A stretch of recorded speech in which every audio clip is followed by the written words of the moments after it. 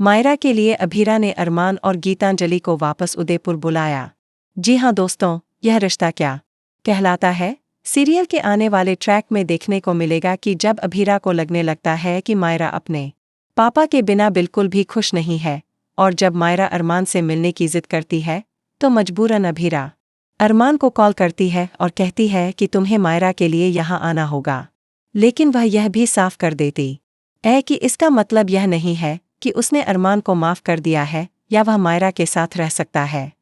इसके बाद जब गीतांजलि को इस बात का पता चलता है तो वह भी अरमान से जिद करने लगती है कि उसे भी मायरा से मिलने जाना है।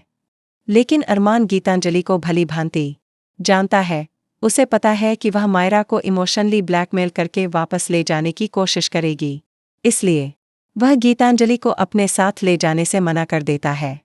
गीतांजलि अरमान को धमकी देती है कि अगर उसने उसे साथ नहीं ले गया तो वह अपनी जान दे देगी। आखिरकार अरमान और गीतांजलि वापस उदयपुर आते हैं और जब वे मायरा के सामने आते हैं तो मायरा सब कुछ भूलकर बहुत ज्यादा खुश हो जाती है और दौड़कर अरमान को गले लगा लेती है। यह देखकर अभीरा को भी खुशी होती है कि इतने दिनों बाद मायरा के चेहरे पर मुस्कान आई, चाहे किसी भी वजह से सही। इसी बीच अरमान भी एक बड़ा फैसला लेता है। वह अभीरा से वादा करता है कि वह किसी भी हालत में मायरा को एहसास दिलवाएगा कि उसकी असली मम्मा अभीरा ही है और वह उससे बहुत प्यार करती। अब कहानी में आगे देखने को मिलेगा कि अभीरा भी अब अरमान से उतनी नाराज नहीं है, क्योंकि उसे समझ आता है कि अरमान वाकई में मायरा और अभीरा को एक करने की कोशिश कर रहा है। जब अभीरा अरमान से अच्छे से बर्ताव करती है तो अंशुमान को डर सताने लगता है कि कहीं अभीरा उसे भूलकर फिर से अरमान के पास ना चली जाए।